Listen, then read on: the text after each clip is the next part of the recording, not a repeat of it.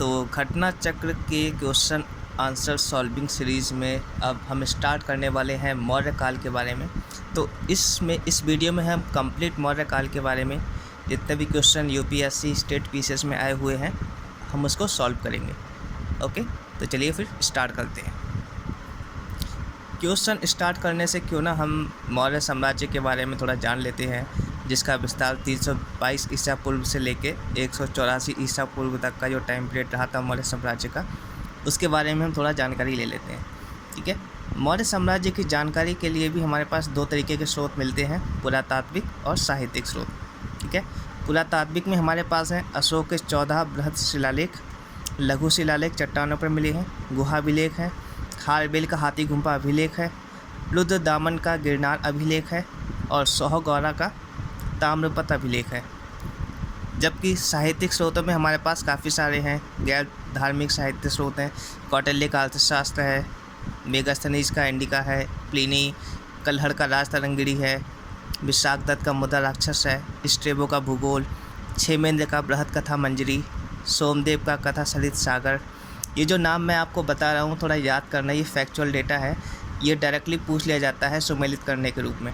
ठीक है, धार्मिक साहित्य में है हमारे पास जातक, दीर्घ निकाय, दीपवंश, महावंश, दिव्या वेदांत, बौद्ध साहित्य है। ये जैन साहित्य है हमारे पास भद्रबाहु का कल्पसूत्र, हेमचंद्र का परिशिष्ट वर्मन और ब्राह्मण है हमारे पास पुराण, पतंजलि का महाभाष्य। ठीक है, कौटिल्य का जो अर्थशास्त्र है उसकी खोज 1904 में आश्याम शास्त्री ने की थी। ठीक है, संस्कृत में है ये, 15 भाग एवं 180 अध्याय हैं इसके। राज्य निर्माण के इसने 7 अंग बताए हैं, जैसा ठीक है, जैसे कि राजा, अमात्य, जनपद, दुर्ग, कोष, दंड व मित्र। लोक कल्याणकारी राज्य की अवधारणा है इसके अंदर। ठीक है, अशोक के अभिलेख एवं इसमें प्रयुक्त शब्दावली से अनुमान लगाया जाता है कि इसका एक बड़ा भाग मौर्य काल में संकलित हुआ है। अंतिम संकलन 3वीं सदी में हुआ था। ठीक है, और दूसरा है हमारे पास मेगास्थनीज का इंडिका। तो भारत की भौगोलिक स्थिति, नगर प्रशासन, सैनिक प्रशासन आदि का वर्णन और भ्रामक विवरण।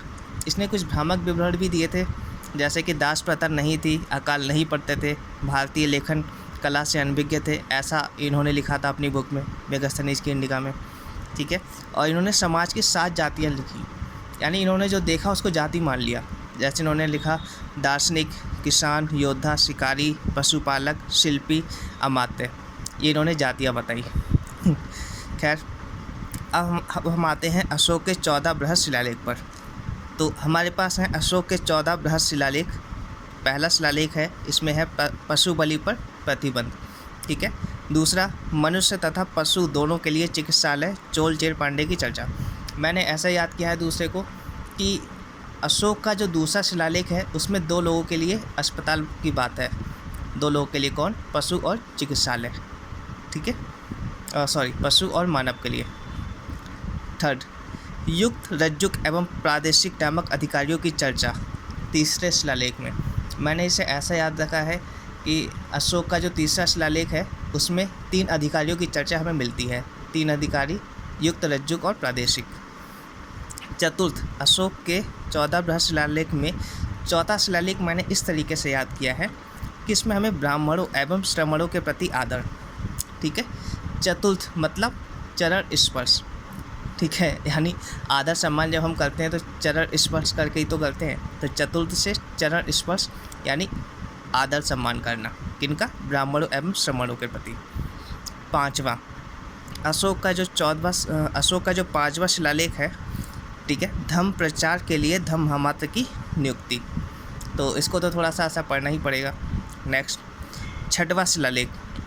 तो अशोक का जो 6वां शिलालेख मैंने याद किया है, इसमें है किसी भी समय राजा के समक्ष सूचना प्रस्तुत करे, चाहे राजा खाना खा रहा हो, चाहे राजा सो रहा हो, चाहे राजा कितनी भी इमरजेंसी मीटिंग क्यों ना कर रहा हो, तो अगर कोई सूचना आपको देनी है आप तुरंत उसके समक्ष ये सूचना प्रस्तुत करें, कोई भी सूचना हो।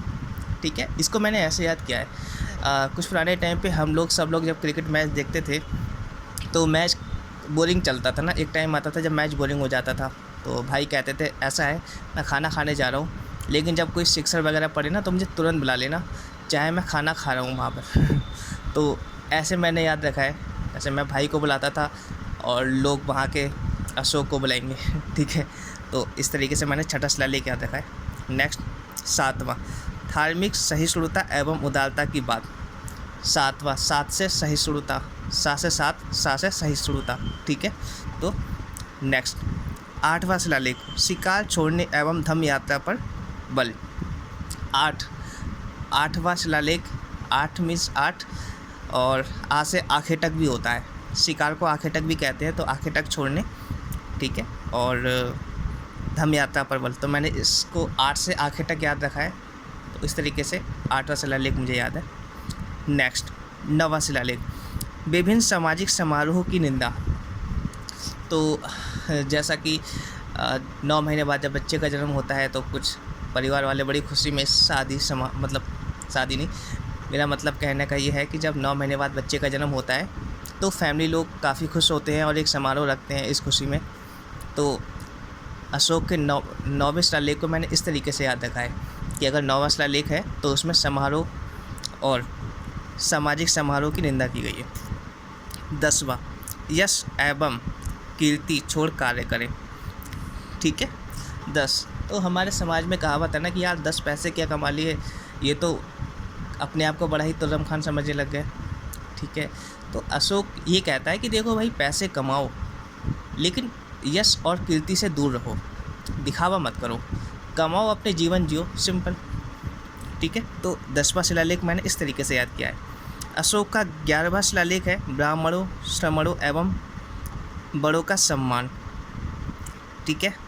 नेक्स्ट 13वां शिलालेख है अशोक का, सबसे लंबा शिलालेख है, कलिंग युद्ध का वर्णन है इसमें, धम्म विजय पर बल है इसमें, 8वीं जातियों की चेतावनी दी है, 5 विदेशी राज्य और उनके शासकों का वर्णन है इसमें, चोल पांड्य राजा का उल्लेख है इसमें, ठीक है। तो ये थे अशोक के 14 बृहद शिलालेख जो मैंने इस तरीके से याद रखे हैं। अब हम बात करते हैं चंद्रगुप्त मौर्य की, जिसका कालक्रम था 322 ईसा पूर्व से 298 ईसा पूर्व तक, ठीक है। नंद वंश के अंतिम शासक घनानंद को इन्होंने पराजित किया और, ठीक है, प्लिनी क्या कहता है इनके बारे में कि उसने 6 लाख सेना लेकर संपूर्ण भारत को रौंद डाला। 305 ईसा पूर्व यूनानी शासक सेल्यूकस एवं चंद्रगुप्त के मध्य युद्ध हुआ, जिसमें संभवतः सेल्यूकस पराजित हुआ, ठीक है। दोनों के मध्य संधि हो गई और वैवाहिक संबंध बन गए। चंद्रगुप्त ने 500 हाथी उपहार में सेल्यूकस को दिए। मान्यता है कि 299 ईसा पूर्व श्रवणबेल गोला में उनकी मृत्यु हो गई। जैसा कि आपको पता है चंद्रगुप्त मौर्य जो थे जैन धर्म से संबंधित थे, ठीक है।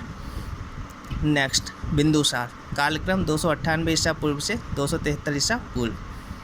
अमित्रघात नाम से किस को जाना जाता है, तो बिंदुसार को जाना जाता है। ये ऑब्जेक्टिव क्वेश्चन बनता है। नेक्स्ट, इसने तक्षशिला में हुए विद्रोह को शांत करने के लिए अशोक को भेजा, दूसरे विद्रोह को शांत करने के लिए अपने पुत्र सुसीम को भेजा और साथ ही नेपाल में हुए विद्रोह को शांत करने के लिए भी अशोक को भेजा। बिंदुसार ने एंटियोकस सीरिया शासक प्रथम से 3 वस्तुओं की मांग की थी। पहला, शराब की मांग की थी, मिल गई। मीठी अंजीर की मांग की थी, वो भी मिल गई। दार्शनिक की मांग की थी, दार्शनिक नहीं दिया था उन्होंने, ठीक है। तो ये थी बिंदुसार के बारे में कुछ बातें, ज़्यादा याद नहीं रखना है, राजा रानी की कहानी नहीं पूछता है यूपीएससी। अब नेक्स्ट, अब हम बात करेंगे सम्राट अशोक के बारे में।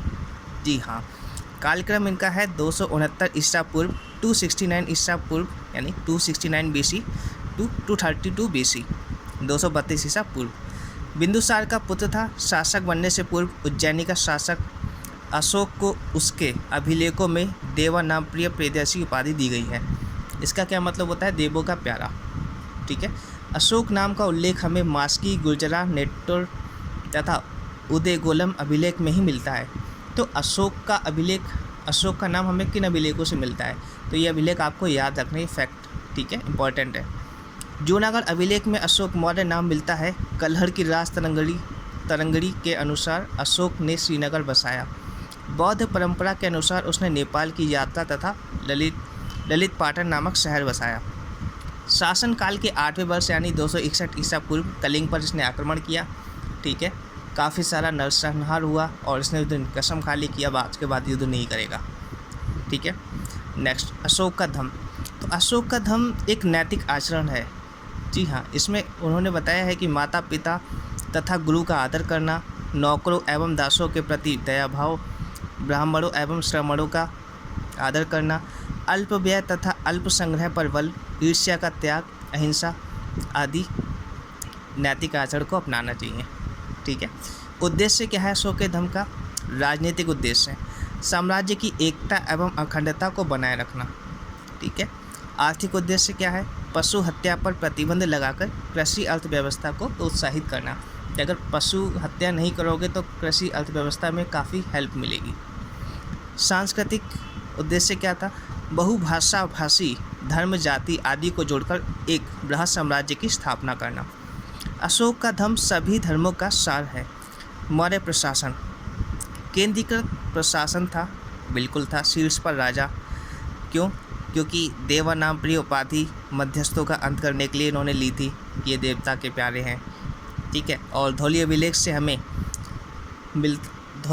से हमें ज्ञात होता है कि समस्त प्रजा मेरी संतान है। ठीक है। इस तरीके से अर्थशास्त्र में 18 तीर्थ तथा महामात्र एवं 27 अध्यक्षों की चर्चा भी की गई है। जैसे सन्निधाता कोषाध्यक्ष होते थे, समाहर्ता राजस्व वसूली का काम करते थे। प्रांत में प्रांतपति या कुमार होते थे। 4 प्रांतों की चर्चा है। उत्तर क्षेत्र तक्षशिला, पूर्वी क्षेत्र तोसली, दक्षिण क्षेत्र सुवर्णगिरी, पश्चिम क्षेत्र उज्जैन। मंडल में प्रदेष्टा होते थे। जिला युक्त लिपिक पुलिस का काम होता था युक्त का। रज्जुक न्याय होता था, न्याय का अधिकारी। प्रादेशिक सामान्य प्रधान होता था और समाहर्ता कर संग्रहक होता था। नगर में नगरक होते थे। गांव का समूह होता था। ठीक है। गोप संभवतः जनगणना के द्वारा राज्य के करदाताओं की संख्या ज्ञात करने की कोशिश। ठीक है। तो गोप नामक अधिकारी की यहाँ पर चर्चा मिलती है जो करदाताओं की संख्या ज्ञात करने की कोशिश कर रहा है। इसका मतलब वो जनसंख्या जनगणना। हाँ, जनगणना के बारे में हमें पहला साक्ष्य अशोक के टाइम पीरियड में मिल जाता है। ठीक है। स्थानिक कर व्यवस्था संभालता था और गांव में ग्रामीण होता था।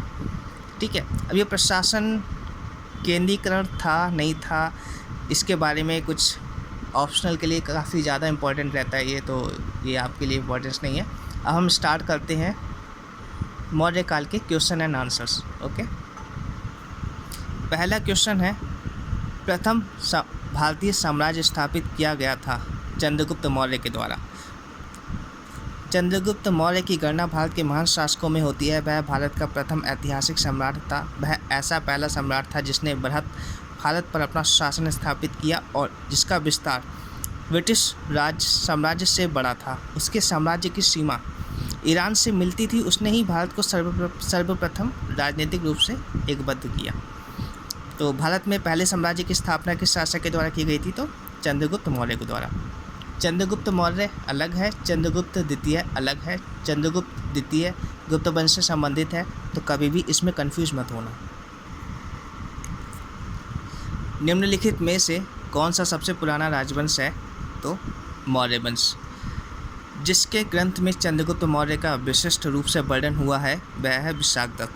विशाखदत्त कृत मुद्रा राक्षस से चंद्रगुप्त मौर्य के विषय में विस्तृत सूचना मिलती है। यूनानी लेखक जस्टिन द्वारा किसे सैंड्रोकोटस कहा गया था? तो चंद्रगुप्त मौर्य को कहा गया था। विलियम जोन्स पहले विद्वान थे जिन्होंने सैंड्रोकोटस की पहचान मौर्य शासक चंद्रगुप्त मौर्य से की। एरियन तथा प्लूटार्क ने चंद्रगुप्त मौर्य को एंड्रोकोट्स के रूप में वर्णित किया है, जबकि जस्टिन ने सैंड्रोकोट्स और सिकंदर महान की भेंट का उल्लेख किया है। सैंड्रोकोट्स से चंद्रगुप्त मौर्य की पहचान किसने की? तो विलियम जोन्स ने की थी। निम्नलिखित में से किसने सैंड्रोकोट्स और सिकंदर महान की भेंट का उल्लेख किया है? तो जस्टिन ने। बी। कौटिल्य प्रधानमंत्री थे चंद्रगुप्त मौर्य के। चंद्रगुप्त विक्रमादित्य अलग है, ये गुप्त काल से संबंधित है। ठीक है। जिसको चंद्रगुप्त द्वितीय कहा जाता है, तो इसमें कंफ्यूज मत होना, फिर से बता रहा हूँ। नेक्स्ट, चाणक्य अपने बचपन में किस नाम से जाने जाते थे? विष्णुगुप्त के नाम से जाने जाते थे। चाणक्य का अन्य नाम था, तो उनका अन्य नाम था विष्णुगुप्त भी था, विशाखदत्त भी था।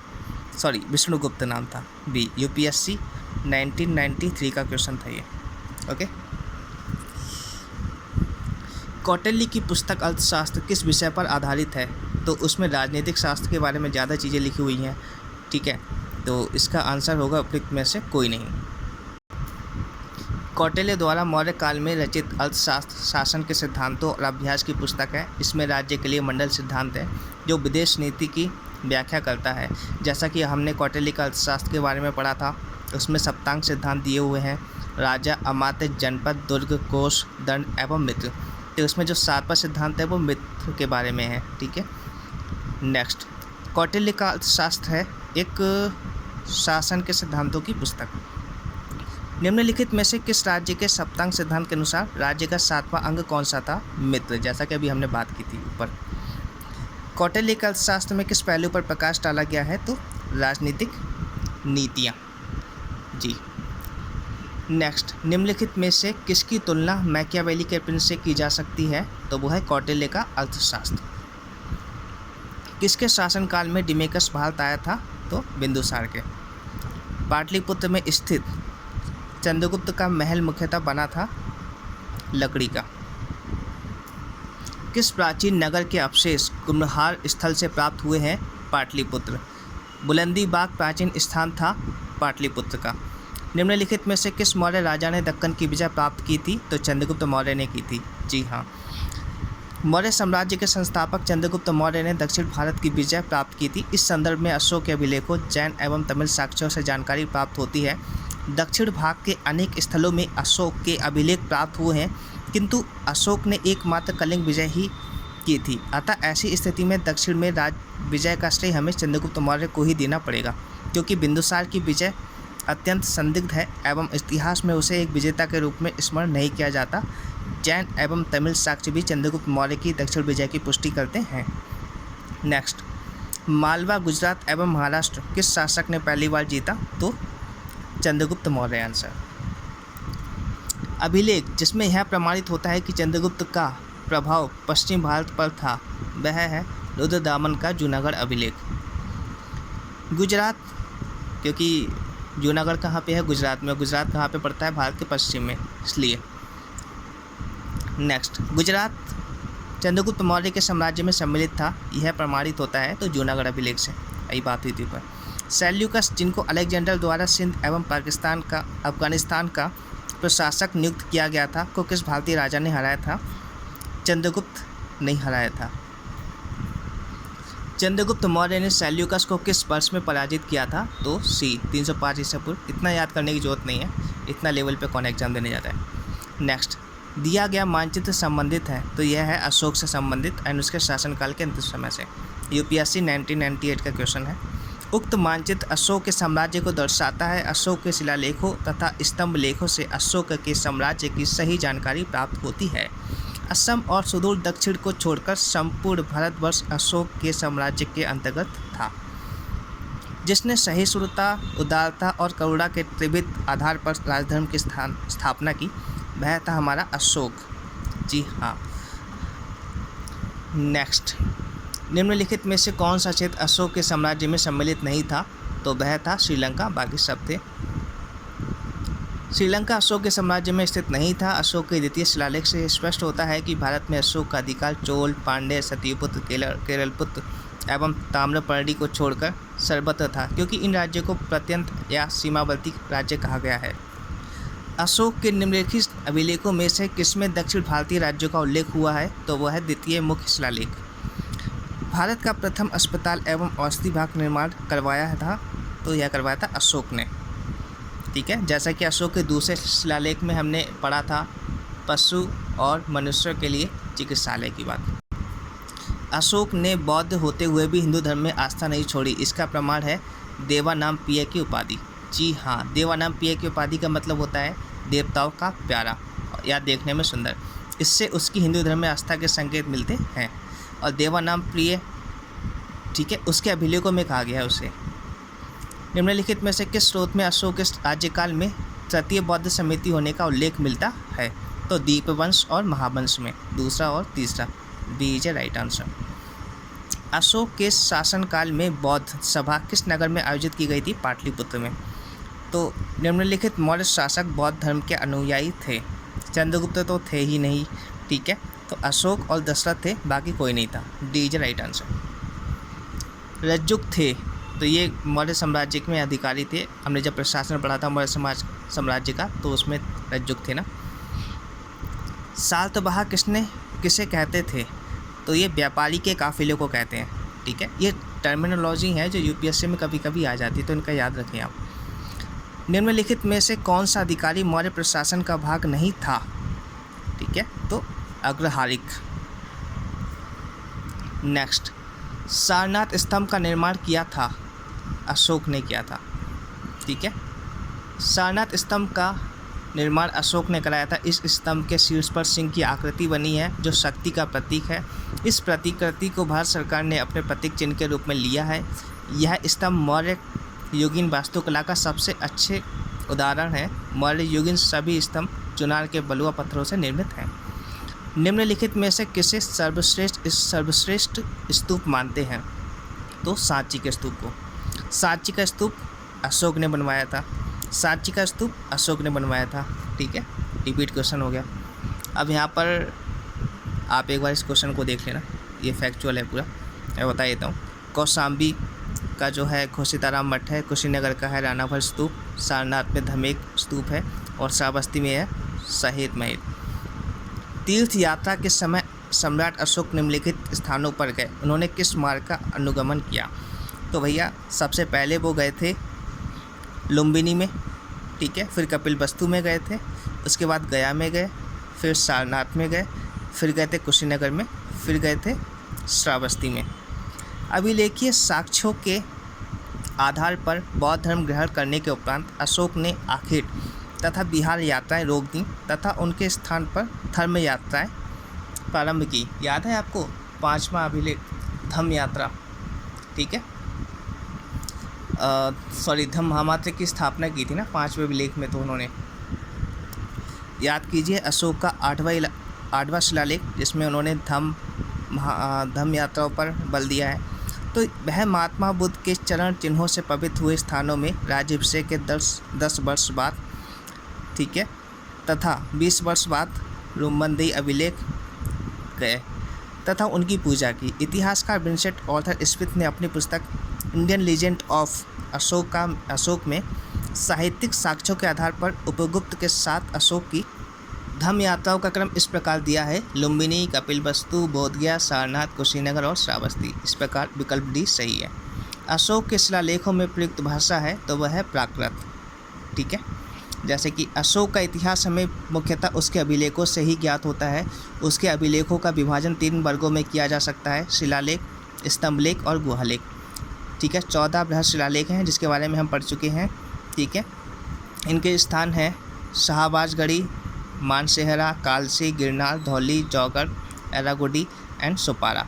अशोक के अधिकांश अभिलेख प्राकृत भाषा एवं ब्राह्मी लिपि में लिखे गए हैं। केवल 2 अभिलेखों शाहबाजगढ़ी एवं मानसेहरा की लिपि ब्राह्मी न होकर खरोष्ठी है। तक्षशिला से आर्मेक लिपि में लिखा गया एक भग्नाभिलेख, सरेकुना नामक स्थान से यूनानी तथा अरेमेइक लिपियों में लिखा गया द्विभाषीय यूनानी एवं सीरियाई भाषा अभिलेख तथा लंगमान नामक स्थान से अरमेक लिपि में लिखा गया अशोक का अभिलेख प्राप्त हुआ है।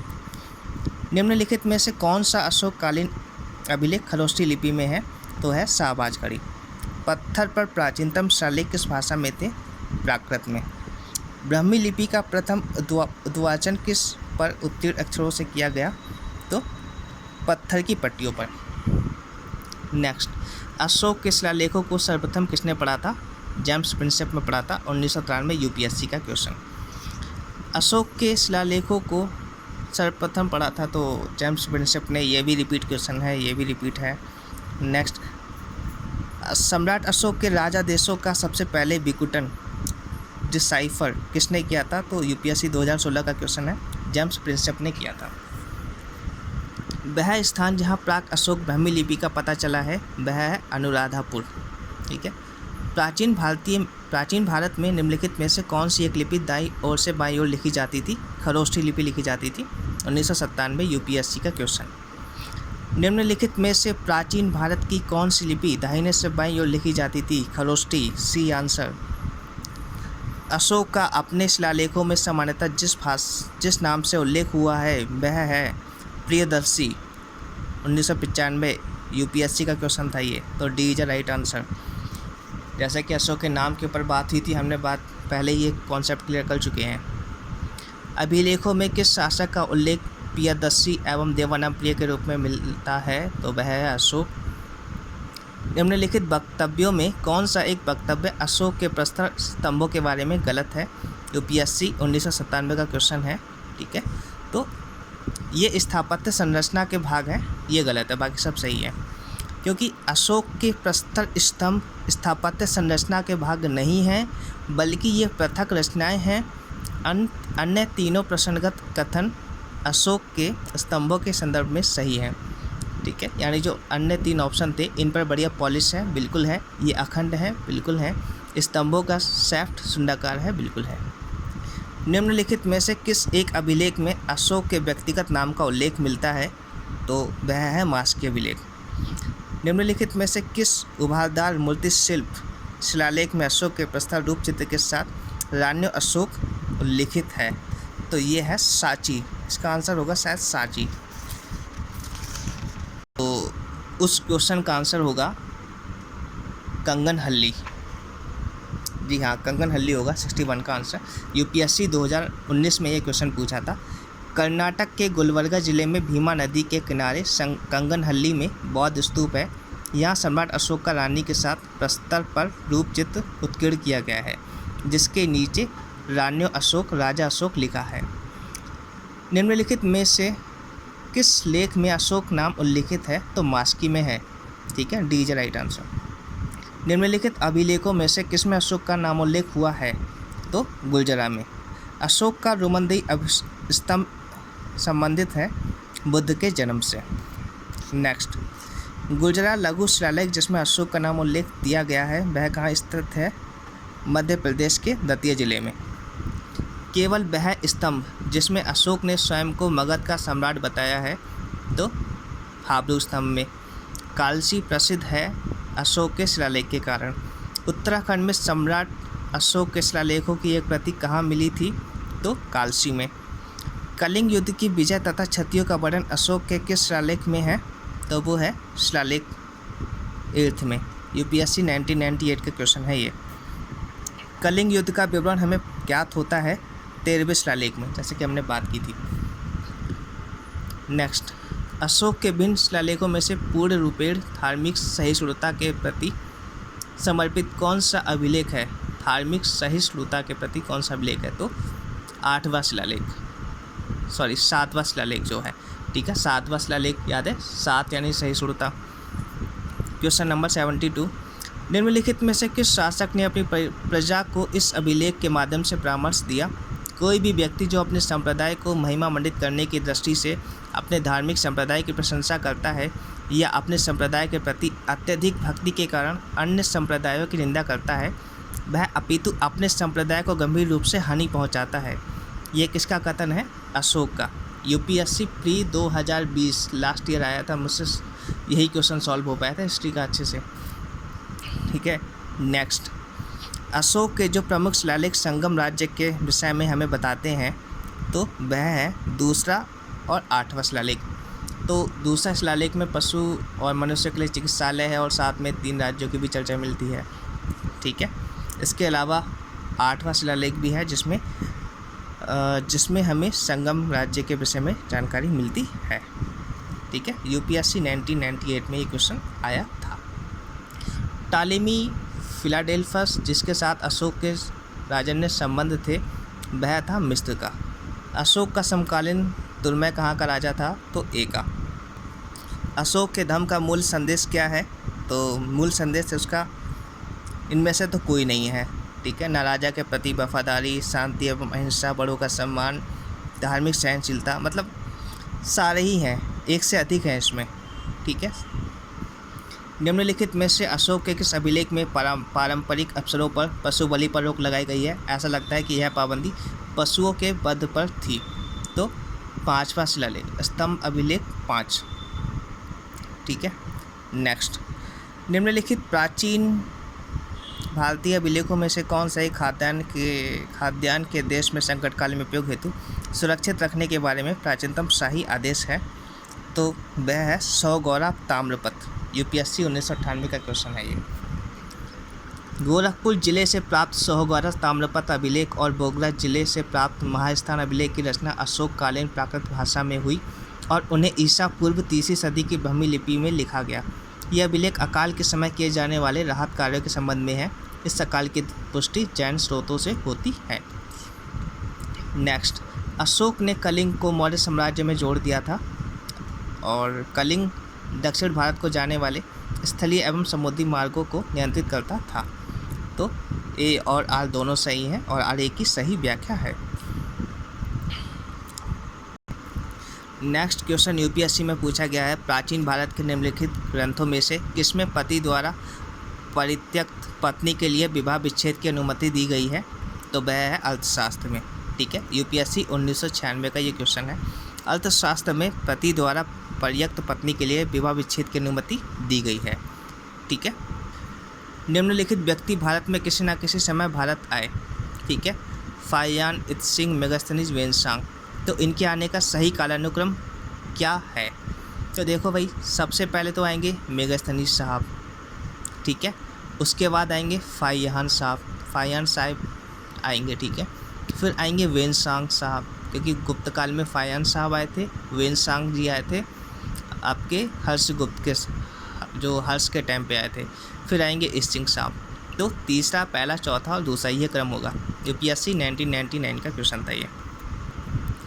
निम्नलिखित कथनों पर विचार करें। अंतिम मौर्य शासक बृहद्रथ की हत्या उसके प्रधान सेनापति पुष्यमित्र शुंग ने की थी। बिल्कुल सही है ये। अंतिम शुंग राजा देवभूति की हत्या उसके ब्राह्मण मंत्री वसुदेव कण्व ने की और उसने राज सिंहासन हथिया लिया। ये भी सही है। आंध्र ने कण्व राजवंश के अंतिम शासक को पद वंचित किया। तो मतलब तीनों ही इसमें सही है ये स्टेटमेंट। यूपीएससी प्री 2003 का क्वेश्चन है। निम्नलिखित में से किस अभिलेख में चंद्रगुप्त मौर्य और अशोक दोनों का उल्लेख किया गया है? तो वह है महाक्षत्रप रुद्रदामन का जूनागढ़ अभिलेख। B is right answer. ठीक है। और बराबर पहाड़ी की गुफाओं के विषय में निम्नलिखित में से कौन सा एक सही नहीं है? तो ये बराबर पहाड़ी पर कुल 4 गुफाएं हैं। सही है। 3 गुफाओं की दीवार पर अशोक के अभिलेख उत्कीर्ण है। सही है। यह अभिलेख इन गुफाओं को आजीविकाओं को समर्पित होने का उल्लेख करते हैं। सही है। यह अभिलेख ईसा पूर्व 6वीं शताब्दी के हैं। कैसे भी, जब अशोक की बात हो रही है यहाँ पर, तो 6वीं ईसा पूर्व के हो ही नहीं सकते, तो यही स्टेटमेंट गलत होगा। ठीक है। तो इस तरीके से अब हमने मौर्य काल को भी कंप्लीट कर लिया है। अब हम नेक्स्ट टाइम देखेंगे गुप्त काल के बारे में, और गुप्त काल के बारे में देखने के बाद यूपीएससी में एंशिएंट हिस्ट्री को हम यहीं पर विराम देंगे, क्योंकि इससे ज़्यादा एंशिएंट हिस्ट्री में आपको पढ़ने की ज़रूरत नहीं है। इन चैप्टर्स को आप कंप्लीट करके एक बार रिवीजन क्वेश्चन आंसर का कर लो, आएगा तो अच्छी बात है। ठीक है, क्योंकि जो भी क्वेश्चन बनते हैं इन्हीं चैप्टर से बनते हैं। ओके, मिलते हैं फिर next time. Thank you so much.